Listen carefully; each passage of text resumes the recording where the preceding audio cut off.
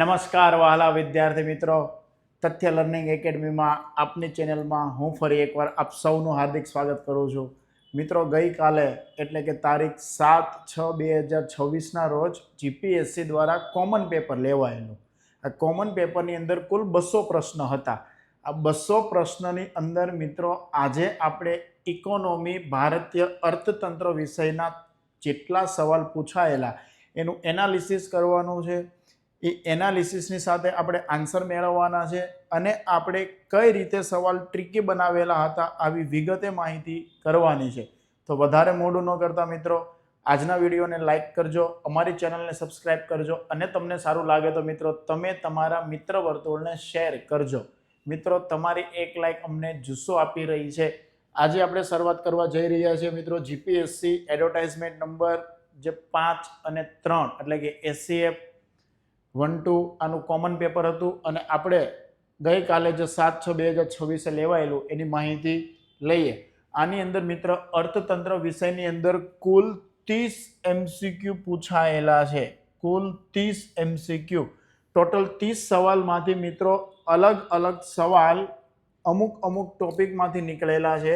જેમ કે fundamentals of macro ઇકોનોમીમાંથી એક સવાલ છે, નેશનલ ઇન્કમમાંથી એક સવાલ છે, મની અને બેન્કિંગ જેવા સેક્ટરમાંથી મિત્રો 4 સવાલ છે. એની અંદર એક સવાલ મનીનો છે જ્યારે 3 સવાલ બેન્કિંગના પૂછાયેલા છે. બેલેન્સ ઓફ પેમેન્ટ વિદેશ વેપાર જે લેણદેણની તુલાનો એક સવાલ છે. બજેટમાંથી 4 છે જેની અંદર મિત્રો એક આ વર્ષના કરંટ કન્ટેક્સનો બજેટનો છે, એક ગયા વર્ષના બજેટનો છે, એક ઇકોનોમી સર્વેના પર્સપેક્ટિવ પૂછેલો છે, એક બેઝિક ફંડામેન્ટલ પૂછેલો છે. સબસિડીમાંથી મિત્રો એક સવાલ આવેલો છે. એગ્રીકલ્ચર કૃષિમાંથી 2 સવાલ પૂછાયેલા છે. ઇન્ડેક્સમાંથી મિત્રો એક સવાલ છે. વસ્તી અને અર્બનાઇઝેશનમાંથી 6 સવાલ છે. સ્કીમમાંથી 2 પૂછેલા છે. ઇન્સ્ટિટ્યૂટ સંસ્થામાંથી 1 પૂછેલો છે અને ઇન્ટરનેશનલ રિલેશન્સમાંથી મિત્રો 6 પૂછેલા છે. તો આપણે આ હતું અર્થતંત્ર જીપીએસસી વર્ગ 1-2 વર્ષ 2026માં લેવાયેલા પેપર. જે કોમન પેપર હતું એનું અર્થતંત્ર સબ્જેક્ટનું એનાલિસિસ. અહીંયા તમે જોઈ શકો છો મિત્રો, વસ્તી અને અર્બનાઇઝેશનમાંથી 6 છે. ઓર્ગેનાઇઝેશન જે છે IR કહી શકો એમાંથી 6 છે. મનીમાંથી 4 છે અને બજેટમાંથી 4 છે. 4 ટોપિકમાંથી 20 થાય છે. અહીંયા 4 ને 4 8 અને 6 ને 6 12. તો મિત્રો 20 સવાલ તો ખાલી 4 ટોપિકમાંથી પૂછાયેલા છે, જ્યારે અન્યમાંથી એક લીધેલા છે. હવે આપણે વિગતે જોઈએ મિત્રો સવાલ અને એના જવાબ. લેણદેણની તુલાનું મૂડી ખાતું. લેણદેણની તુલનામાં 2 ખાતા આવે, ચાલુ ખાતું, મૂડી ખાતું. કઈ બાબતમાં ફેરફાર કરે એવા વ્યવહારોની નોંધણી થાય. મિત્રો, લેણદેણની જે તુલા છે, આ લેણદેણની તુલાની અંદર 2 ખાતા આવે. એક છે મિત્રો ચાલુ ખાતું અને એક છે મૂડી ખાતું. અહીંયા મિત્રો 1 વર્ષથી વધુનો વ્યવહાર હોય એ સચવાય, અહીંયા 1 વર્ષથી ઓછાનો વ્યવહાર સચવાય. આની અંદર મિત્રો 2 ખાતા આવે, દ્રશ્ય અને અદ્રશ્ય, વિઝિબલ અને ઇનવિઝિબલ. અહીંયા મિત્રો 3 અલગ અલગ ખાતા આવે, FCNR, NRE અને NRO. એટલે કે મિત્રો આ છે બેન્કિંગ મૂડી, વિદેશી બેન્કિંગ મૂડી છે. એક આવે મિત્રો વિદેશી રોકાણ, FDI, FII ને એ, અને ત્યાર પછી આવે સરકાર દ્વારા લીધેલી લોન. હવે મિત્રો આપણે જોઈએ સવાલ પૂછેલો છે મૂડી ખાતાનો. તો મૂડી ખાતાનો સવાલ છે એની અંદર મિત્રો અહીંયા છે તમારું મૂડી ખાતું. આ મૂડી ખાતાની અંદર જે સવાલ મિત્રો પૂછ્યો છે કે ખાનગી ક્ષેત્રની બચત આવે, અહીંયા કશે જ ખાનગી ક્ષેત્રની બચત ન આવે. નાગરિકોની ખર્ચવા પાત્ર આવક, નાગરિકો આ બાજુ પણ ખર્ચી શકતા હોય, આ બાજુ પણ ખર્ચી શકતા હોય, અહીંયા નહીં આવે. દ્રશ્યમાન વસ્તુઓની નિકાસ અને આયાત. દ્રશ્ય અને અદ્રશ્ય તો મિત્રો ચાલુ ખાતાનો પાઠ છે. અહીંયા તો તમને મૂડી ખાતું પૂછેલું. તો અહીંયા સીધો જવાબ મળે છે મિત્રો કે દેશ અને વિશ્વ વચ્ચે મિલકતો અને જવાબદારીઓની માલિકી. તો આનો આન્સર મિત્રો આવશે સી. શું આવશે મિત્રો આનો આન્સર? સી. બહુ ઇઝી સવાલ છે મિત્રો, ખાલી અન્ડરસ્ટેન્ડિંગ માંગેલી છે. જો તમારો અર્થતંત્ર વિષય બાકી હોય અથવા તમને અઘરો લાગતો હોય તો મિત્રો અમારી તથ્ય લર્નિંગ એકેડમી ચેનલની અંદર ઇકોનોમી વર્ગ 1 અને 2 વિશેષ સિરીઝ શરૂ થયેલી છે, જેની અંદર ડેપ્થમાં અને તમારા જેટલા 1 2 ના ટોપિક છે એની આખી સિરીઝ શરૂ કરેલી છે, જેની અંદર 2 વિડીયો પણ મુકાઈ ચૂક્યા છે. મિત્રો ત્યાં જે નિહાળો, એકવાર તમે અમારી નજરે અર્થતંત્ર નિહાળો, તમારી નજર પાવરફુલ બની જશે. 100%ની વાત છે. ઘરેલું મૂડી સર્જન વિશે મિત્રો સવાલ પૂછ્યા. આ સવાલ છે ફંડામેન્ટલ ઓફ મેક્રો ઇકોનોમિક્સ. ઘરેલું મૂડી સર્જન ઘરેલું બચત અને મૂડી પ્રવાહ પર આધાર રાખે છે. અહીંયા તમારે ભણવી પડે સાયકલ, ઇન્કમ સાયકલ. ભારતમાં ઘરેલું મૂડી સર્જનનો દર જીડીપીની ટકાવારી તરીકે અંદાજવામાં આવે છે. જેમ કે હું તમને એમ કહું છું, એક સેક્ટર છે મિત્રો હાઉસહોલ્ડ સેક્ટર, એક સેક્ટર છે પ્રાઇવેટ સેક્ટર. હાઉસહોલ્ડ સેક્ટરમાંથી 4 અલગ અલગ ફેક્ટર્સ કામે લાગે, જેમ કે મૂડી કામે લાગે, શ્રમ કામે લાગે, નેચરલ રિસોર્સિસ કામે લાગે અને એન્ટરપ્રિન્યોર. તો અહીંયા કંઈક ઉત્પાદન થાય. આ ઉત્પાદન મિત્રો જેનું થાય એનું ખરીદવા પણ બજારમાંથી હાઉસહોલ્ડ સેક્ટરનો વ્યક્તિ જ આવે છે. આ ઉત્પાદન જેવું મિત્રો પ્રાઇવેટ સેક્ટરમાં જાય ત્યાંથી ભાગ પડે અને પોતાના ઘરે જાય. આ ભાગમાંથી અમુક વ્યક્તિઓ પોતાની ખર્ચ સિવાયના પૈસાની બચત કરે. આ બચત મિત્રો બેંકમાં જાય અને આ બેંક ફરીવાર લોન આપે અને લોન કયું સેક્ટર લેશે? કે પ્રાઇવેટ સેક્ટર લેશે, કે ગવર્મેન્ટ સેક્ટર લેશે અને કા એક્સટર્નલ સેક્ટર લેશે. તો મિત્રો આ 3 સેક્ટર લોન લેશે. ક્યારે? જો ત્યાંના નાગરિકોએ બચત કરેલી હોય અને એ બેંકમાં જાય અને એ બેંક ફરીવાર લોન સ્વરૂપે જઈને કોઈ પણ સેક્ટરમાં અલગ અલગ જગ્યાએ જાય. તો એનો સીધો મતલબ છે જેટલી બચત થાય એટલો દેશ વિકાસશીલમાંથી વિકસિત બને. આની વિગતે અને વધુ ડેપ્થ માહિતી સચોટ જોઈએ તો અમારા ફંડામેન્ટલ મેક્રો ઇકોનોમિક્સ અર્થતંત્રની લેક્ચર સિરીઝમાં વિડીયો મૂકેલો છે. તો મિત્રો હવે નિહાળીએ ઘરેલું મૂડી સર્જન. આ હાઉસહોલ્ડ દ્વારા મિત્રો જે ઘરેલું મૂડીનું સર્જન થયું એ બચત અને મૂડી પ્રવાહ પર આધાર રાખે. સાચી વાત છે. આ પહેલું વિધાન તમને આ આઈડિયા અહીંથી જ આવી જશે.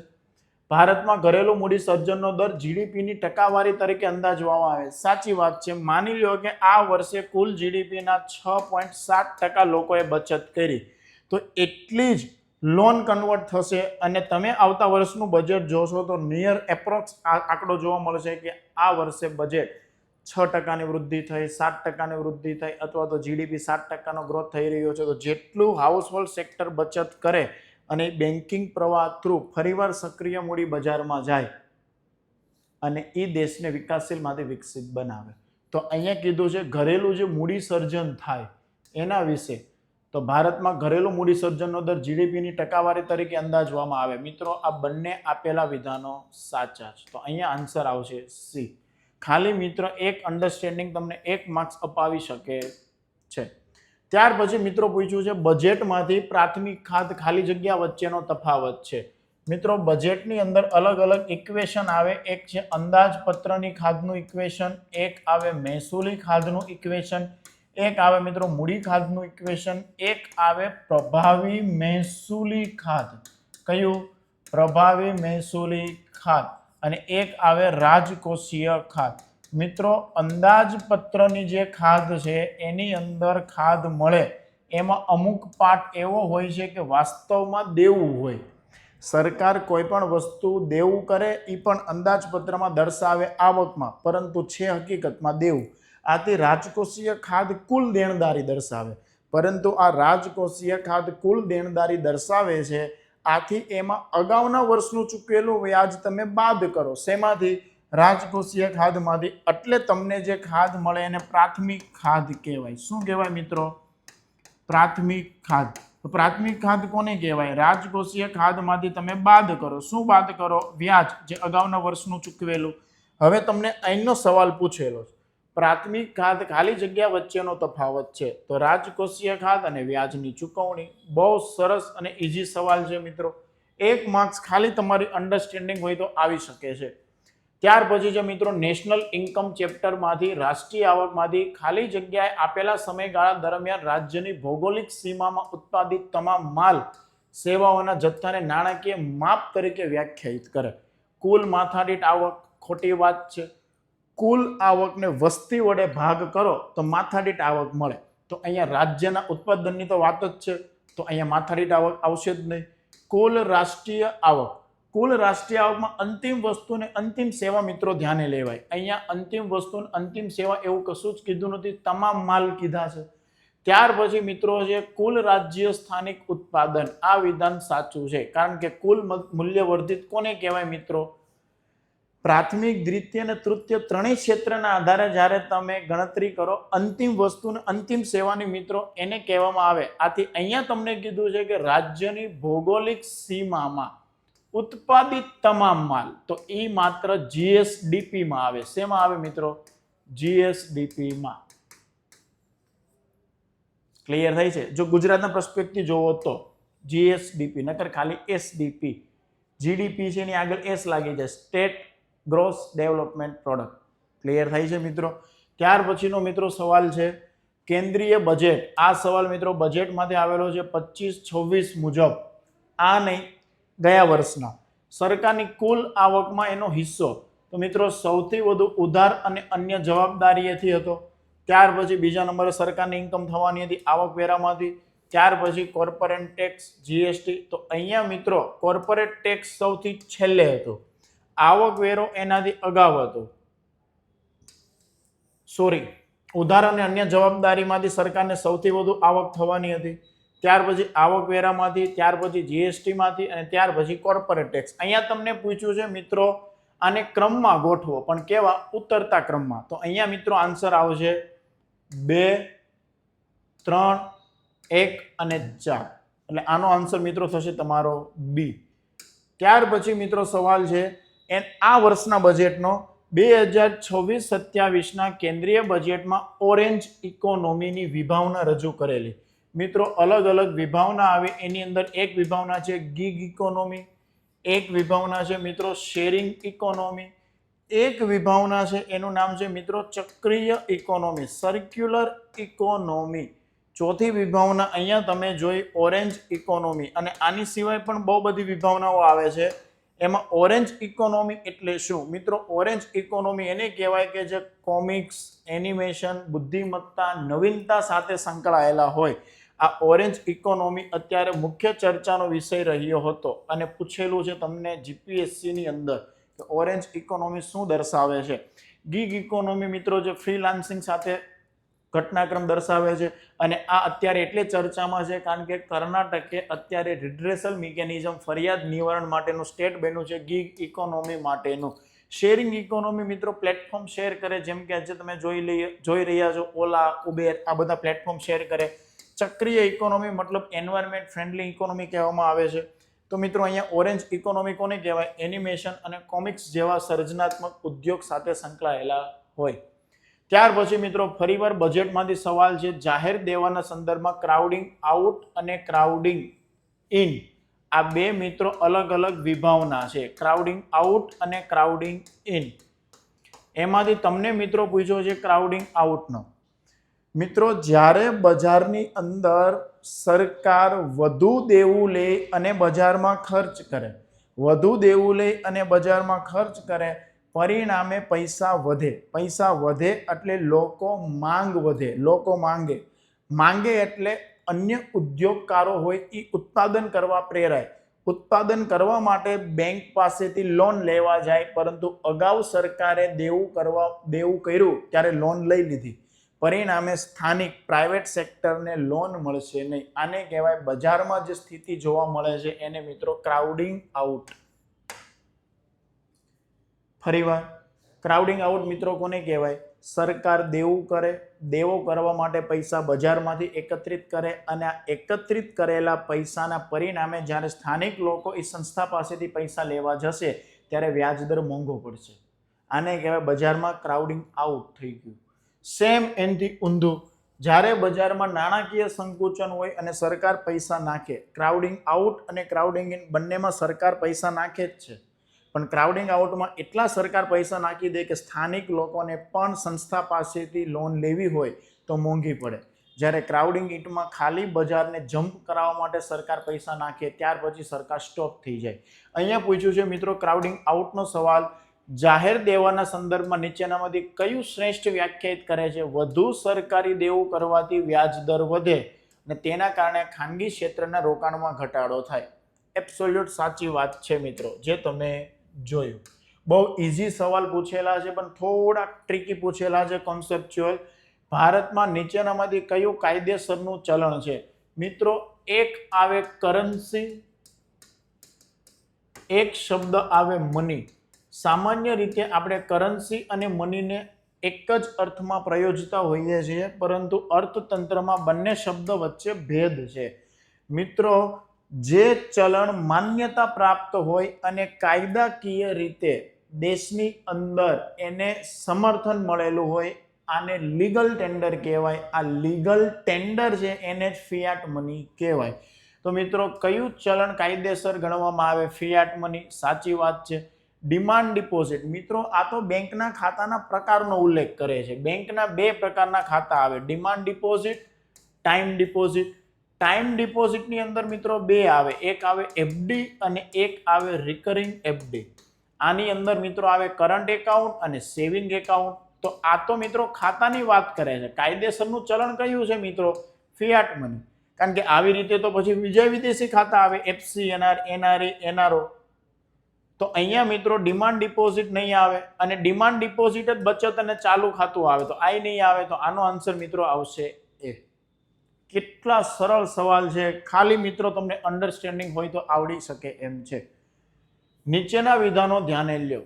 બેંક રન એ એવી પરિસ્થિતિ છે જ્યારે ઉદ્ભવે મોટી સંખ્યામાં થાપણદારો એક જ સમયે બેંકમાંથી તેના પૈસા ઉપાડવાનું શરૂ કરે અને બેંકને નાદારી તરફ દોરી જાય. સાચી વાત છે. મિત્રો, ભારતની અંદર બેન્કિંગ પ્રણાલી ફ્રેક્શનલ સિસ્ટમ અપનાવે છે. એટલે કે ભારતની બેંક બધા જ પૈસા પોતાની પાસે રાખવા કરતા અમુક જગ્યાએ સ્ટોર કરી રાખે, CRR સ્વરૂપે, SLR સ્વરૂપે અને અન્ય ઘણા ટૂલ્સ છે. આથી અચાનક લોકો જો પૈસા લેવા આવે તો નાણાંની તંગી ન પડે તેટલા માટે. જો અચાનક પૈસા લેવા આવે અને બેંકે આપી દીધેલા હોત લોન સ્વરૂપે, તો તેને બેંક રન કહેવાય, જે બેંક નાદારી તરફ જાય. આવું પગલું ન થાય બેંકમાં, એટલે બેન્કિંગ વ્યવસ્થામાં ફ્રેક્શનલ સિસ્ટમ અપનાવેલી છે. તો અહીંયા એવું જ કીધું છે, બેંક રન એવી પરિસ્થિતિ છે કે ત્યારે જ ઉદ્ભવે કે મોટી સંખ્યામાં થાપણદારો એક જ સમયે બેંકમાંથી પૈસા ઉપાડવાનું શરૂ કરે અને બેંક નાદારી તરફ જાય. આવું ન થાય એટલે તો ફ્રેક્શનલ સિસ્ટમ અપનાવેલી છે. બેંક રેટ RBI દ્વારા વેપારી બેંકોને આપવામાં આવતી ટૂંકા ગાળાની લોન, ખોટી વાત છે, એને રેપો રેટ કહેવાય. બેંક રેટ લાંબા ગાળા માટે હોય. ખાલી મિત્રો એક શબ્દના લીધે આ સ્ટેટમેન્ટ ખોટું પડી જાય છે. આથી તમારો આન્સર આવે છે મિત્રો એક, ફક્ત એક. આ સ્ટેટમેન્ટમાં ખાલી અહીંયા લાંબા ગાળા એવો શબ્દ હોત તો તમારું સ્ટેટમેન્ટ મિત્રો સાચું પડે. કારણ કે ટૂંકા ગાળાને બેંક રેટ નહીં કહેવાય, રેપો રેટ કહેવાશે. નીચેનામાંથી કયા વિધાનો મિત્રો સાચા છે? LAF મિત્રો ઈ કુબેર RBI નું પ્લેટફોર્મ છે. આ ઈ કુબેર ઉપર LAF નાણાકીય નીતિનું ટૂલ્સ છે અને આની અંદર મિત્રો અલગ અલગ 4 ટૂલ્સ આવે. એક આવે LTRO, LTRRO, TLTRO, TLTRRO. આ અલગ અલગ ટૂલ્સ છે જે નાણાકીય નીતિનો પાર્ટ છે. આ 4 ટૂલ્સ અંતર્ગત RBI ઈ કુબેર પ્લેટફોર્મ મારફતે બજારમાંથી લિક્વિડિટી વધારે અને ઘટાડે. આ શું છે, કઈ રીતે છે, આની વિગતે માહિતી મિત્રો આપણી YouTube ચેનલમાં ઇકોનોમી પ્લેલિસ્ટમાં વર્ગ 1 અને 2 અર્થતંત્ર વિષયની સિરીઝમાં મૂકેલું છે. મિત્રો, આ LAF ટૂલ્સ અંતર્ગત લિક્વિડિટી વધારે અને ઓછી કરવામાં આવતી હોય છે. LAF એ રિઝર્વ બેંકની કામગીરીનો ઉલ્લેખ કરે છે, જેના દ્વારા બેન્કિંગ સિસ્ટમમાંથી લિક્વિડિટી દાખલ કરે અને શોષે. સાચી વાત છે. બીજું ટૂલ્સ છે મિત્રો MSF એ દંડ દર છે. માર્જિનલ સ્ટેન્ડિંગ ફેસિલિટી એ દંડ પેનલ્ટી દર છે, જેના પર બેંકો રાતોરાત ધોરણે RBI પાસેથી ધિરાણ આપી શકે. ખોટી વાત, લઈ શકે. અહીંયા ખાલી આપીની બદલે મિત્રો લઈ આવો શબ્દ હોત તો વિધાન સાચું હોત, પણ આ ખોટું વિધાન છે. કારણ કે આપે નહીં, લે. બેંકોને જ્યારે અડધા રાત માટે પૈસાની જરૂર પડે, કટોકટીની સ્થિતિ હોય, ત્યારે SLR કોટાની જામીનગીરી ઉપર પણ RBI મદદ કરે, એને MSF કહેવાય. LAF થી વિપરીત બેંક દ્વારા કોઈ પણ કોલેટરલ સિક્યુરિટી ગુરવે મૂક્યા વિના, ખોટી વાત છે, SLR કોટાની જામીનગીરી મૂકવાની. તો આ સ્ટેટમેન્ટ ખોટું, આ સ્ટેટમેન્ટ ખોટું. તો મિત્રો આન્સર આવશે ફક્ત એક. બહુ ઇઝી સવાલ છે મિત્રો, ખાલી એકવાર અન્ડરસ્ટેન્ડિંગ હોય તો તમારા એક માર્ક્સ રમતમાં આવી શકે. ભારતમાં ડિજિટલ ચૂકવણી પ્રણાલીઓ અંગે વિધાનો સાચા કયા છે ચકાસો. Unified payment interface UPI bank ખાતાઓ વચ્ચે રિયલ ટાઈમ ફંડ ટ્રાન્સફર સક્ષમ કરે. સાચી વાત છે. National payment corporation of India દ્વારા બનાવેલી યુપીઆઈ આઈડી આજે દરેક વ્યક્તિ આનો ઉપયોગ કરી રહ્યો છે. બેંક ખાતાઓ વચ્ચે રિયલ ટાઈમ આજે તમે ફંડ ટ્રાન્સફર કરી જ શકો છો. ગૂગલ પે હોય, પેટીએમ હોય અથવા અન્ય કોઈ પણ એપ્લિકેશન્સ હોય. ડિજિટલ ચૂકવણીઓ કોઈ પણ ભૌતિક માળખાની જરૂરિયાત દૂર કરે છે. સાચી વાત છે. આજે તમારે કોઈ એટીએમમાં જવાની જરૂરિયાત અથવા કોઈ બેંકમાં જઈને અન્ય ખાતામાં ટ્રાન્સફર કરવાની જરૂરિયાત ઓછી થઈ ગઈ. સીધા ઘર બેઠા પોતાના મોબાઈલ ગેજેટ્સ જે કંઈ પણ હોય એમાંથી ટ્રાન્સફર કરી શકો છો. ભૌતિક જરૂરિયાત દૂર થઈ ગઈ. QR કોડ કાર્ડ આવવાથી સ્વાઇપિંગ મશીનો વગર પણ વ્યવહારોની સુવિધા શરૂઆત થઈ ગઈ. સાચી વાત છે. તમારી પાસે એટીએમ અથવા ક્રેડિટ કાર્ડ હોય તો સ્વાઇપ કરવો પડે. આજે QR કોડ જ આવી ગયો કે તમે સીધું એપ્લિકેશન થ્રુ ટ્રાન્સફર કરી શકો છો. તો આજે સ્વાઇપિંગ મશીનની જરૂરિયાત જ જતી રહી. તો મિત્રો આપેલા તમામ વિધાનો સાચા છે. ત્યાર પછી મિત્રો આન્સર છે ખાદ્ય સબસિડી. મિત્રો બહુ બધી સબસિડી આવે છે. એલપીજી સબસિડી, પેટ્રોલ સબસિડી, ખાતર સબસિડી, ખાદ્ય સબસિડી. મિત્રો હું એમ કહું છું, એક છે ખેડૂત, આની પાસેથી ખરીદી કરવી અને વેચવી આ ભૂમિકા છે ફૂડ કોર્પોરેશન ઓફ ઇન્ડિયાની. એક છે સસ્તા અનાજની દુકાન, જે રેશન કાર્ડ આપણે લઈને જઈએ અને સસ્તું અનાજ મળે. ખેડૂત પાસેથી food corporation of India MSP ના ભાવે લઈ અને અહીંયા આપે. આ કેટલા રૂપિયામાં આપશે એ જાહેર સરકાર કરે. તો સરકાર જે જાહેર કરે મિત્રો એને કહેવાય સેન્ટ્રલ ઇસ્યુ પ્રાઇસ. શું કહેવાય? Central issue price. ધારો કે ઘઉંની એમએસપી છે 100 રૂપિયા. 100 રૂપિયા ઘઉં ખરીદવાના. સરકારે કીધું 1 રૂપિયામાં આપવાના. તો સસ્તા અનાજની દુકાને મિત્રો 1 રૂપિયામાં આપવાના હોય તો ખરીદી 100 રૂપિયાની છે, આપવાના 1 રૂપિયામાં છે. તો 100 રૂપિયાની ખરીદી પ્લસ અહીંયા સુધી પહોંચાડ્યું આ પેટ્રોલનો કોસ્ટ, આ બધી જ વસ્તુ છે તમારો આર્થિક ખર્ચ થયો. આપી છે સરકારે 1 રૂપિયામાં, તો 100 માઇનસ 1 કરો તો જે 99 આવ્યા એ સબસિડી છે, ખાદ્યની સબસિડી જે સરકાર ભોગવે છે. સરકાર સેન્ટ્રલ ઇસ્યુ પ્રાઇસ એકવાર જાહેર કરે એની ઉપર તમને એ વસ્તુ મળે, પણ ખરીદી એમએસપી ઉપર કરે છે. તો ખાદ્ય સબસિડીની તમે જ્યારે વાત કરો ત્યારે એમએસપી પ્લસ પેટ્રોલનો ભાવ પ્લસ ઇન્ફ્રાસ્ટ્રક્ચર કે જે સસ્તાનાની દુકાન સુધી પહોંચાડવામાં આવે, આ બધો આર્થિક ખર્ચ છે. અને સરકાર સીઆઈ જે સેન્ટ્રલ ઇસ્યુ પ્રાઇસ સીઆઈપી જાહેર કરે, આર્થિક ખર્ચમાંથી એ બાદ કરો તો બીજી સરકારે શું ભોગવ્યું? ખર્ચ. પણ તમને શું થયું? સબસિડી મળી. તો મિત્રો ખાદ્ય સબસિડી નીચેનામાંથી શાની વચ્ચેનો તફાવત છે? એમએસપી અને કેન્દ્રીય ઇસ્યુ પ્રાઇસ ખોટી વાત છે. આર્થિક ખર્ચ અને કેન્દ્રીય ઇસ્યુ પ્રાઇસ સાચી વાત છે મિત્રો. એમએસપી પ્લસ અન્ય પેટ્રોલિંગ ખર્ચ ભેગો કરો એટલે આર્થિક ખર્ચ થયો અને તમને આપે સીઆઈપી ઉપર. આ બંને વચ્ચેનો તફાવત મેળવો એને શું કહેવાય? ખાદ્ય સબસિડી. બહુ મિત્રો સરળ સવાલ હતા, ખાલી લોજિક ઉપર ચાલવાનું હતું. વાણિજ્ય ડેરી ફાર્મિંગ વિશે વિધાનો ચકાસો. એગ્રીકલ્ચરમાં 2 સવાલ પૂછાયેલા છે, એમાંથી એક સવાલ વધુ શ્રમની જરૂરિયાત ધરાવતી પ્રવૃત્તિ છે. ખોટી વાત છે. એગ્રીકલ્ચર કૃષિની સાપેક્ષે ઓછી શ્રમની જરૂરિયાત રહે. અત્યંત ધંધાકીય પ્રવૃત્તિ છે. કાર્યક્ષમ પરિવહન, રેફ્રિજરેશન અને પસ્ચરાઇઝેશનની પ્રક્રિયાઓ એનો મુખ્ય સહાયક પરિબળો છે. સાચી વાત છે. એટલે તો ગવર્મેન્ટ સનરાઇઝ ઇન્ડસ્ટ્રી તરીકે ફૂડ પ્રોસેસિંગ ઉદ્યોગને ગ્રોથ કરાવી રહી છે. અહીંયા આન્સર આવશે મિત્રો ફક્ત 2. ત્યાર પછીનો મિત્રો સવાલ છે, ભારત સરકાર દ્વારા તાજેતરમાં કૃષિ ઉપયોગ માટે નેનો યુરિયાને પ્રમોટ કરવામાં આવે છે, તેના કથનો ચકાસો. ફોસ્ફરસ અને પોટાશ ખાતરો. ભાઈ પોટાશ અને ફોસ્ફરસ અને યુરિયાને શું મતલબ છે? ત્રણેય ખાતર અલગ અલગ છે, એટલે પહેલું જ વિધાન ખોટું થાય. અહીંયા વાત નેનો યુરિયાની ચાલે છે, અહીંયા ફોસ્ફરસ ને પોટાશ આપેલું છે. પરંપરાગત દાણાદાર યુરિયાની તુલનામાં તેના પોષક તત્વોનો ઉપયોગ કરવાની કાર્યક્ષમતા વધુ હોય. આની કાર્યક્ષમતા વધુ હોય એટલે તો ગવર્મેન્ટ નેનો યુરિયા પ્રમોટ કરે છે. અહીંયા મિત્રો બીજું વિધાન સાચું. તમે આખા વિધાન ન વાંચો ને તોય તમને આઈડિયા આવી જાય. ખાલી સમજણ અને શાંતિથી વાંચવાની જરૂર હતી. તો મિત્રો આ હતા અર્થતંત્રના સવાલો. ત્યાર પછી એક ઇન્ડેક્સ પૂછેલો છે, માનવ વિકાસ સૂચકાંક, હ્યુમન ડેવલપમેન્ટ ઇન્ડેક્સ. આ ઇન્ડેક્સની અંદર અલગ અલગ 3 પરિમાણ આવે. એક આવે આરોગ્ય, એક આવે મિત્રો જીવન ધોરણ અને એક આવે શિક્ષણ. શિક્ષણની અંદર મિત્રો 2 પરિમાણ આવે, અપેક્ષિત શાળાના વર્ષ, શાળાકીય હાજરી. આરોગ્યની અંદર 2 આવે, જીવન ધોરણમાં 6 આવે. અને આવી રીતે આ આખો હ્યુમન ડેવલપમેન્ટ ઇન્ડેક્સ બને. એમાંથી તમને શિક્ષણ વિશેના 2 પૂછ્યા છે. તો સરેરાશ શિક્ષણના વર્ષો અને અપેક્ષિત શિક્ષણના વર્ષો આવે. બહુ ઈઝી સવાલ હતો મિત્રો. આની અંદર 2 આવે. ત્યાર પછીનો સવાલ છે મિત્રો ઇકોનોમિક સર્વે 25-26 વસ્તી વિષયક વિચલનની ચર્ચા કરો. ભારતના વિવિધ પ્રદેશોમાં પુરુષો અને સ્ત્રીઓની સંખ્યા વચ્ચેનો તફાવત આપેલો છે. ખોટી વાત છે.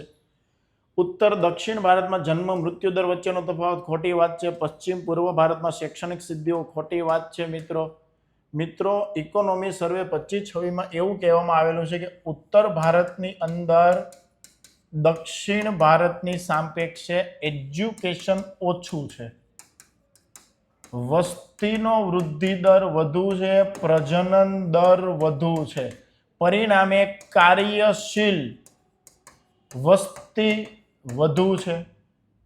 વસ્તી વધે છે, પ્રજનન દર વધુ છે, કાર્યશીલ વસ્તુ વધી છે ઉત્તર ભારતમાં દક્ષિણ ભારતની સાપેક્ષે.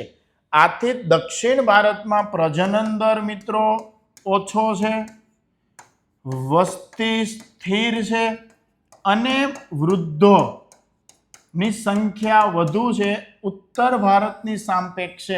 આવી ચર્ચા ઇકોનોમી સર્વે 25-26 વસ્તી વિષયક વિચલનની કરેલી હતી. તો અહીંયા લખ્યું છે કેટલાક રાજ્યોમાં યુવાન વધતી વસ્તી છે જ્યારે અન્ય રાજ્યોમાં વૃદ્ધ વસ્તીનો સામનો કરવો પડી રહ્યો છે. તો આનો આન્સર આવશે મિત્રો ડી. ત્યાર પછીનો મિત્રો સવાલ છે ભારતમાં શહેરીકરણ વિશેના વિધાનો ધ્યાને લ્યો. 1911 થી તમામ દાયકાઓમાં શહેરી વસ્તીની ટકાવારીમાં વધારો ગ્રામીણ વસ્તીની ટકાવારીના વધારા કરતા સતત વધારે રહેલો છે. અહીંયા મિત્રો સતત શબ્દને તમે દૂર કરો તો વિધાન સાચું છે. સતત શબ્દને એડ કરેલો છે એટલે આ વિધાન ખોટું થાય. વધારો 100% થયો છે પણ સતત નથી થયો. આયોગ ઉપર નક્કી થશે કે અહીંયા વિધાન સાચું ગણે છે કે ખોટું ગણે છે. શહેરીકરણ પ્રક્રિયા મોટા શહેરો અને વિકસિત પ્રદેશોમાં ખાસ કરીને છેલ્લા 2 દાયકાના સમયગાળા દરમિયાન વધુ કેન્દ્રિત થઈ છે. સાચી વાત છે. આનો આન્સર મિત્રો ફક્ત 2 પણ આવી શકે છે, 1 અને 2 પણ આવી શકે છે. જોઈએ આયોગ કયું માન્ય રાખે છે. નીચેના વિધાનો ધ્યાને લ્યો.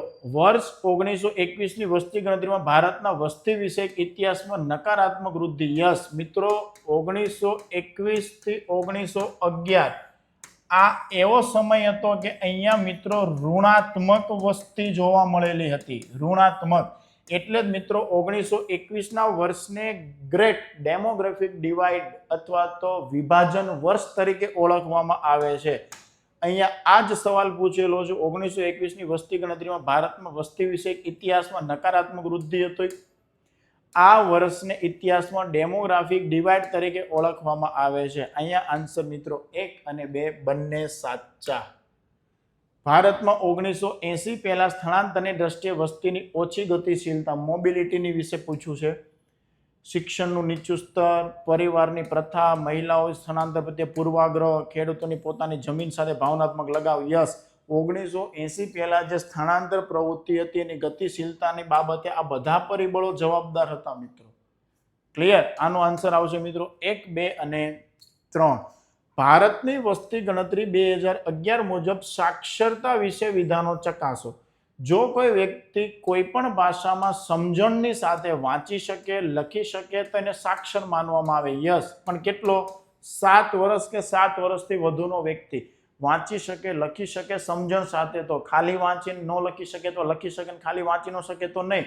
પણ 7 વર્ષથી વધુનો વ્યક્તિ સમજણ સાથે વાંચી શકે, લખી શકે તો એને સાક્ષર ગણવામાં આવે. સાક્ષરતા દર એ કોઈ ચોક્કસ સમયે કોઈ વિસ્તારની વસ્તીની કુલ સરેરાશ ટકાવારી છે જે સમજણ સાથે વાંચીને લખી શકે. સાચી વાત છે. આનો આન્સર આવશે મિત્રો 1 અને 2. બંને આપેલા વિધાનો સાચા છે.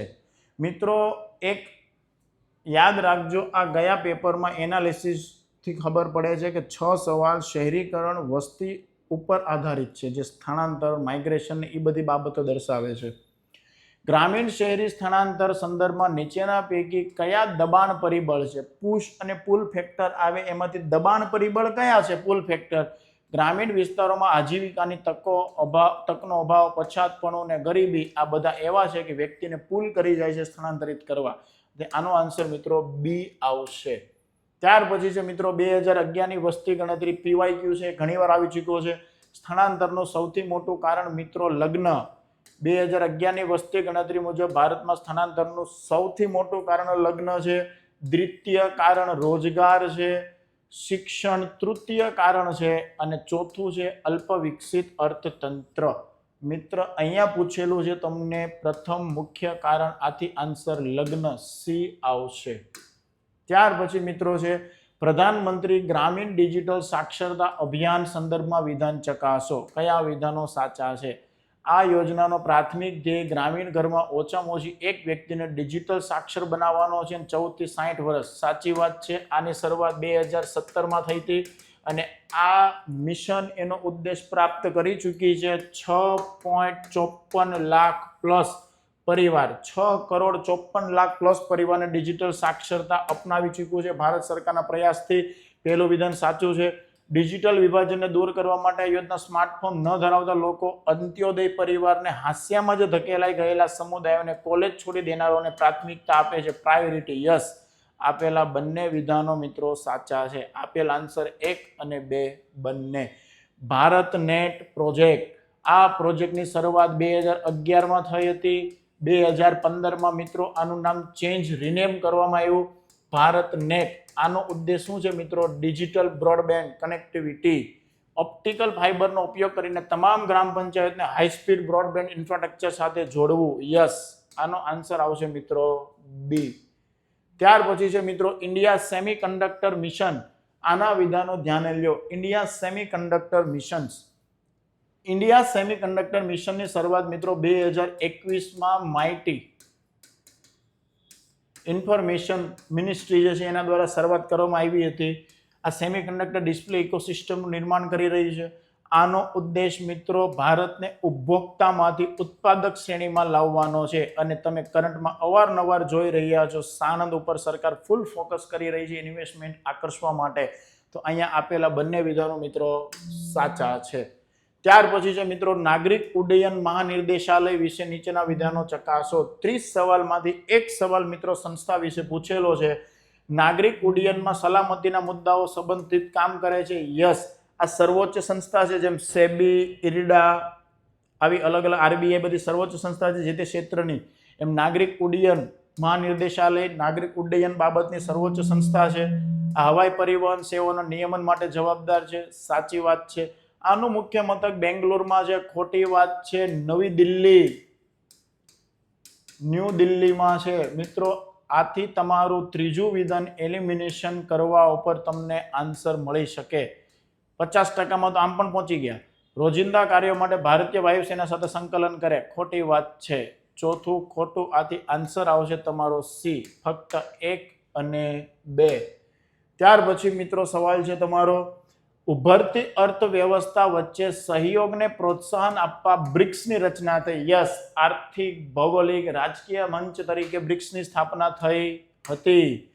આના સ્થાપક સભ્ય તરીકે બ્રાઝિલ, રશિયા, ભારત, ચાઇના અને દક્ષિણ આફ્રિકાનો સમાવેશ થાય છે. આ 4 લોકો હતા ને મિત્રો, એ સાચી વાત છે, પણ સાઉથ આફ્રિકા મિત્રો 2010માં જોડાણો, સ્થાપક સદસ્ય નહોતું. આ વિધાન ખોટું છે. આથી મિત્રો નિવેદન 1 સાચું છે, આર ખોટું છે. આનો આન્સર આવશે મિત્રો સી. યાદ રાખજો, સાઉથ આફ્રિકા જોડાણું એટલે તો મિત્રો પાછળ એસ લાગ્યો. આ લાગ્યો 2010 થી, જ્યારથી સદસ્ય બન્યું. ક્લિયર? ત્યાર પછીનો મિત્રો સવાલ છે બ્રિક્સ નો બીજો સવાલ. ભૌગોલિક રાજકીય પરિવર્તન માટે આ ભૌગોલિક ઔપચારિક વિસ્તરણ બાદ બ્રિક્સ સંગઠન નોંધપાત્ર રીતે ભૌગોલિક રાજકીય પરિવર્તન માટે આવ્યું છે. અને આનું જે વિસ્તરણ છે એના પરિણામે સૌથી મહત્વપૂર્ણ પાસું રહ્યું કે વ્યૂહાત્મક મેક્રો ઇકોનોમીનું કયું? ચકાસો. એવો સવાલ છે. નાટોના સંતુલન તરીકે કાર્ય કરી રહ્યું છે. ખોટી વાત છે ભાઈ. આર્થિક ભૌગોલિક વિશેષતા છે આ બ્રિક્સની, કોઈ લશ્કરી ઉપર ફોકસ નથી. આથી પહેલું વિધાન ખોટું. આ સંગઠનને વૈશ્વિક ઔદ્યોગિક સપ્લાય ચેન ઉપર સીધું નિયંત્રણ અને વિશ્વનો સૌથી મોટો ઉત્પાદન બ્લોક બનાવ્યો. ખોટી વાત છે. 100%માં ભારત, ચાઇના ને બધા પ્રોડક્શન બેઝ ઉપર છે, પણ એનો મતલબ એવો નથી કે ચેન બની છે, પણ સંપૂર્ણ પ્રથમ બનાવ્યું નથી. મધ્ય પૂર્વના મુખ્ય પેટ્રોલિયમ નિકાસ કરતા દેશનો સમાવેશ કરીને વૈશ્વિક ઉર્જા બજારો પર સંગઠનનો પ્રભાવ નોંધપાત્ર રીતે વધાર્યો. યસ. કેમ? 2024 ની અંદર મિત્રો આમાં યુએઈ જોડાણું, ઇજિપ્ત આનો પાર્ટ બન્યું, સાઉદી અરબ, તો આ બધા દેશો 2024માં જોડાણા. એ દર્શાવે છે કે એ લોકો પેટ્રોલિયમ નિકાસ કરનાર દેશ છે. અને બ્રિક્સને કેવું બનાવી દીધું? મધ્ય પૂર્વના મુખ્ય પેટ્રોલિયમ નિકાસ કરનાર દેશ કે જે વૈશ્વિક ઉર્જા બજારો ઉપર નોંધપાત્ર રીતે પ્રભાવ પાડે છે. આથી મિત્રો આનો આન્સર આવશે સી, કારણ કે આ બધા દેશો 2024ની અંદર જોડાણા. સભ્ય દેશો વચ્ચેના તમામ વેપારો માટે ફરજિયાત ડિજિટલ ચલણ. ખોટી વાત છે. આજે મિત્રો ડોલર સર્વોચ્ચ છે. વાતો ચાલી રહી છે સ્થાનિક કરન્સીની, પણ આજે ડોલર પ્રથમ નંબર ઉપર છે. નીચેના વિધાનોને કારણ ધ્યાને લ્યો. ભારત વિશ્વ વેપાર સંગઠનનું સ્થાપક સદસ્ય છે. સાચી વાત છે. WTO ની સ્થાપના 1995. વિશ્વ વેપાર સંગઠનની સ્થાપના general agreement on tariff and ટ્રેડના બદલે કરવામાં આવી. સાચી વાત છે. નિવેદન 1 અને બંને સાચા છે. આર નિવેદન 1 ની સાચી સમજૂતી. ખોટી વાત છે. અહીંયા સ્થાપક સદસ્યની વાત છે, અને અહીંયા તો શું કામ કોના બદલે થયું એની વાત છે. નિવેદન 1 અને આર બંને સાચા છે, પણ કારણ આર નિવેદનની સાચી સમજૂતી નથી. સાચી વાત છે મિત્રો. આનો આન્સર આવશે બી. ત્યાર પછીનો મિત્રો સવાલ છે, ભારત શાંઘાઈ કોર્પોરેશન ઓર્ગેનાઇઝેશનનું પૂર્ણ સદસ્ય છે. યસ. એસસીઓ ની સ્થાપના મિત્રો 2001માં થઈ હતી. ભારત એનું પૂર્ણ સદસ્ય છે. એસસીઓ યુરેશિયામાં પ્રાદેશની સુરક્ષા અને આર્થિક સહયોગ ઉપર ધ્યાન કેન્દ્રિત કરે. સાચી વાત છે. નિવેદન 1 અને આર બંને સાચા છે. આર એની સાચી સમજૂતી છે. ખોટી વાત છે. એ અને આર બંને સાચા છે, પણ આર એની સમજૂતી નથી. સાચી વાત છે. કેમ? ભાઈ, ભારત પૂર્ણ સદસ્ય છે, પણ આર્થિક સહયોગના પ્રદેશની સુરક્ષા માટે નથી બન્યું. ક્લિયર? આથી મિત્રો એ અને આર બંને સાચા છે, પણ આર એની સાચી સમજૂતી આપતું નથી. આથી અહીંયા આન્સર આવશે મિત્રો બી. ત્યાર પછીનો મિત્રો સવાલ છે, સંયુક્ત રાષ્ટ્ર સુરક્ષા પરિષદ યુનાઇટેડ નેશનલ સિક્યુરિટી કાઉન્સિલ, જેની અંદર 5 કાયમી સદસ્યો હોય, 10 અનિશ્ચિત જે 2 વર્ષ માટે આવે, જે કાયમી નથી, અસ્થાયી સદસ્યો છે. દરેક કાયમી સભ્ય પાસે મૂળ ઠરાવનો વીટો પાવર છે. યસ. કાયમી સદસ્યો પાસે મિત્રો ઠરાવમાં વીટો લાવવાની સત્તા હોય છે. સુરક્ષા પરિષદમાં પ્રક્રિયાગત બાબતો કાયમી સભ્યો દ્વારા વીટોને આધીન છે. ખોટી વાત છે મિત્રો. યુનાઇટેડ નેશનલ સિક્યુરિટી કાઉન્સિલનો ચાર્ટરની કલમ નંબર 27 પેટા 2, યુનાઇટેડ નેશન સિક્યુરિટી કાઉન્સિલની કલમ 27 પેટા 2 બે બાબતનો ઉલ્લેખ કરે છે. એક મૂળભૂત બાબત અને એક પ્રક્રિયાગત બાબત. મિત્રો, પ્રક્રિયાગત બાબતમાં એજન્ડા કયો, બેઠક ક્યારે બોલાવી, આવી બધી બાબતોનો સમાવેશ થાય. અહીંયા મિત્રો વીટો પાવર શક્ય નથી. વીટો પાવર માત્ર મૂળભૂત બાબતમાં જ લાવી શકો. અહીંયા એવું કહે છે કે સુરક્ષા પરિષદમાં પ્રક્રિયાગત બાબતો કાયમી સભ્યો વીટોને આધીન છે. ખોટી વાત છે. મૂળભૂત બાબત આધીન છે. આર્ટિકલ 27 ક્લોઝ 2 બીજું વિધાન મિત્રો એલિમિનેટ કરો તો તમે 50%માં આવી જાઓ છો. ઠરાવને અપનાવવા માટે ઓછામાં ઓછા 9 હકારાત્મક મતો. યસ. 10 ને 5 15 ને હકારાત્મક બનાવવા માટે 9 જરૂરી છે. બિનકાયમી સદસ્યો 2 વર્ષના કાર્યકાળ માટે. યસ. અને તાત્કાલિક ફરી ચૂંટણી પાત્ર નથી. યસ. આનો આન્સર આવશે મિત્રો 1, 3 અને 4. ત્યાર પછી મિત્રો સવાલ છે આઈએમએફ વિશે. આંતરરાષ્ટ્રીય નાણાં ભંડોળ મિત્રો 1944માં સ્થાપના થઈ હતી. વર્લ્ડ બેંક અને આઈએમએફ. ભારત સદસ્ય બન્યું 1945ના વર્ષમાં. બ્રેટન વુડ કરારના પરિણામે આ સ્થાપના થયેલી હતી. તે ચૂકવણી સંતુલન માટે ટેકો પૂરો પાડે. સાચી વાત છે. આઈએમએફ ટેકો પૂરો પાડે ચૂકવણી સંતુલન માટે. 1991માં આપણે જોયું હતું ભારતને મદદ કરી. તેની સ્થાપના બ્રેટન વુડ કરાર હેઠળ કરવામાં આવી હતી. સાચી વાત છે. વર્લ્ડ બેંક અને આઈએમએફની બંનેની સ્થાપના બ્રેટન વુડ અંતર્ગત થઈ હતી. તે વિશ્વ બેંક જૂથનો ભાગ છે. ખોટી વાત છે. વર્લ્ડ બેંક પણ સ્વતંત્ર અસ્તિત્વ ધરાવે છે. આઈએમએફ પણ સ્વતંત્ર અસ્તિત્વ ધરાવે છે. વર્લ્ડ બેંકની અંદર અમુક અન્ય 5 અલગ અલગ સંસ્થા પણ આઈએમએફ નથી.